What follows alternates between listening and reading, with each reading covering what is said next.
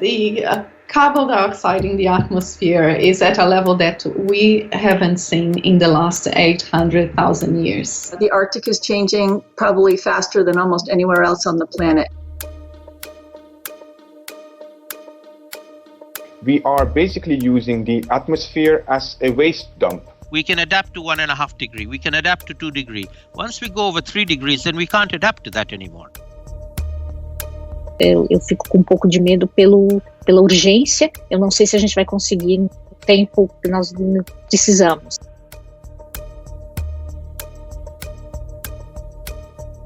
Comment faire face à la crise climatique ? Nos émissions de gaz à effet de serre ont déréglé le climat planétaire et les événements extrêmes se multiplient, avec des conséquences de plus en plus dramatiques. Pour comprendre la mécanique derrière ce qui est en train de se passer et ce que nous pouvons y faire, nous avons interrogé des scientifiques dans le monde entier. Chacun dans leur domaine d'études, ils vont nous aider à comprendre l'ampleur des changements que nous traversons. D'une région à l'autre du monde, ils sont confrontés à des problèmes parfois très différents. En Australie, nous avons rencontré Andrea Taschetto. Elle étudie les effets du réchauffement sur un phénomène océanique et climatique important, El Niño, oscillation australe, ou ENSO. The El Niño Southern Oscillation is warming in the tropical Pacific Ocean. It affects the atmospheric circulation and impacts on precipitation and temperature in remote areas in the globe, so affects Australia by increasing the chances of dry weather and droughts occurring in the eastern part of Australia. It affects droughts in South America and floods in the southeast. With global warming, those natural phenomena is on top of this long-term warming. Australia experienced the worst bushfire season in the east and southeast region. The fact that hot and dry climate continues because of global warming will make this type of bushfires much more frequent in the future. Les dérèglements de ce phénomène naturel affectent tout l'hémisphère sud. L'analyse d'Andrea Taschetto se confirme d'ailleurs lors d'une discussion que nous avons à l'autre bout du monde, au Brésil, où nous rencontrons Regina Rodrigues, océanographe. O que eu estudo é tanto extremos sobre a Terra, né, no caso secas e ondas de calor, como nos oceanos, extremos de temperatura no oceano, que a gente chama de ondas de calor marinha. A gente vê que há um aumento desses extremos. Nessa situação de 2 graus acima da nossa temperatura pré-industrial, a gente esperaria realmente essa região norte, nordeste, centro-oeste do Brasil ser mais seco. E aí o sul do país, o extremo sul, mais úmido, né? Extremos, né? Então vai gerar também desastres naturais, tipo de enchente. E isso é o que a gente espera que vai se agravar. En plus de ces phénomènes naturels majeurs, d'autres éléments au sein du système climatique jouent un rôle important dans la régulation de notre climat, comme le continent arctique. Il se réchauffe 2 à 3 fois plus vite que le reste de la planète. C'est le domaine d'étude de Jennifer Francis, scientifique basée aux États-Unis. Ces dernières années, elle s'est intéressée aux effets de la fonte de l'Arctique sur les jet streams, de grandes rivières de vent qui circulent d'ouest en est dans l'hémisphère nord et l'hémisphère sud.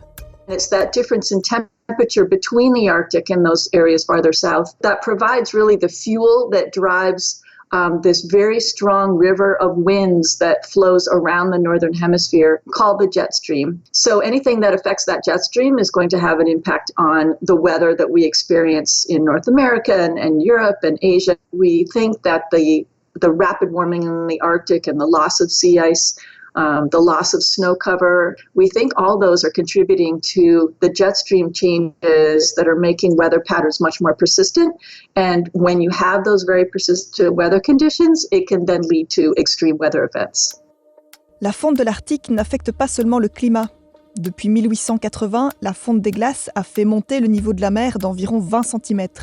Les villes côtières du monde entier sont affectées.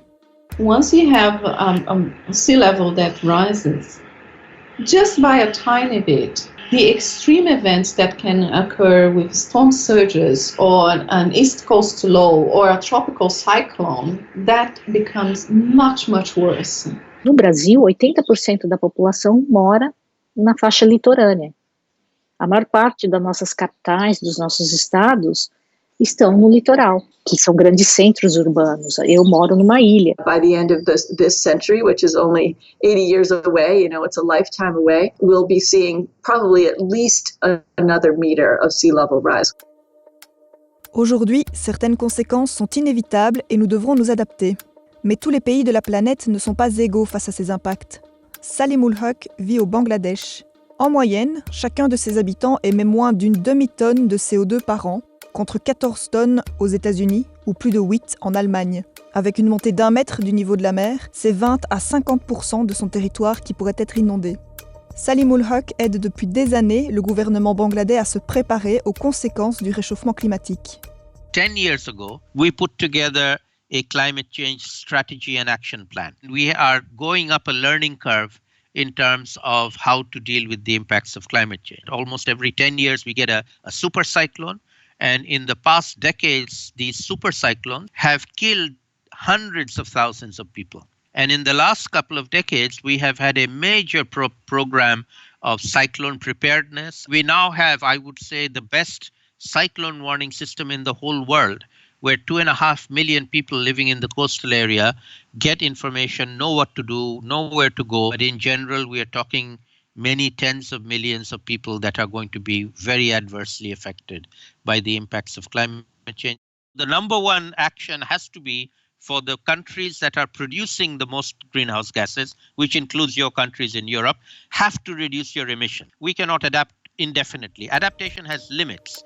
Si le Bangladesh se prépare depuis des années, ce n'est pas le cas d'autres pays qui font marche arrière. Pour le plus grand désespoir de l'ensemble de la communauté scientifique. The Paris Accord, I took us out because we were going to have to spend trillions of dollars and we were treated very unfairly. When they put us in there, they did us a great disservice. His administration has slowed our response down to a trickle. They've been thwarting progress in just about every possible way in favor of removing restrictions for people to pollute, removing barriers and disincentives to the fossil fuel industry to shift over to other energy sources. It's been a tough 4 years to be a scientist and see how much damage they've been able to do. As emissões de carbono no Brasil a maior parte era devido ao desmatamento e não à queima de combustível fóssil diretamente. Nossas emissões eram fáceis de limitar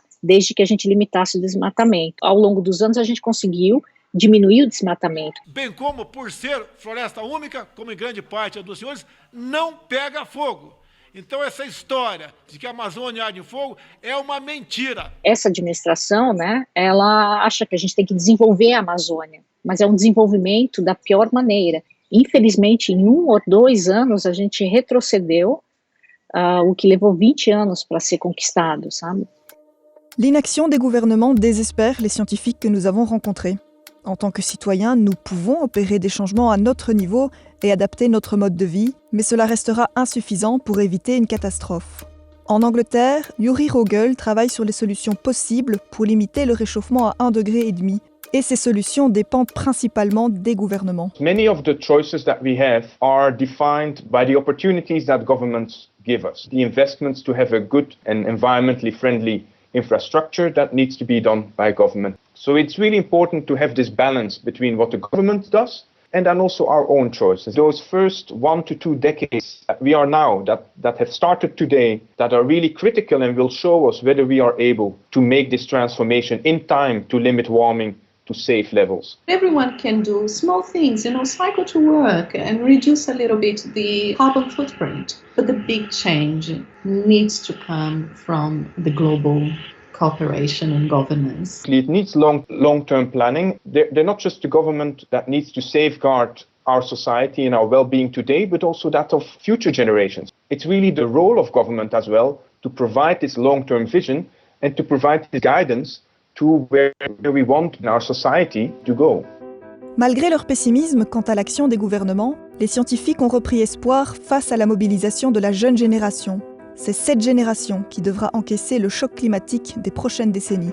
There's a huge burden and opportunity on young people all across the world for us to get together and to force our leaders, the older generation, to take the actions that is required. And particularly younger people see it as a great opportunity. We are at a stage where we need to reimagine each of the things that we are doing. It's essential for our society to be prosperous in the future. We have lots of bright minds, and I would be looking forward to see what comes out of this. The story is basically a bad news story, but I am always become much more optimistic and hopeful when I talk to young people. I think this next generation is going to definitely have a big impact. And, you know, we cannot turn this around, but we can certainly make it a lot better.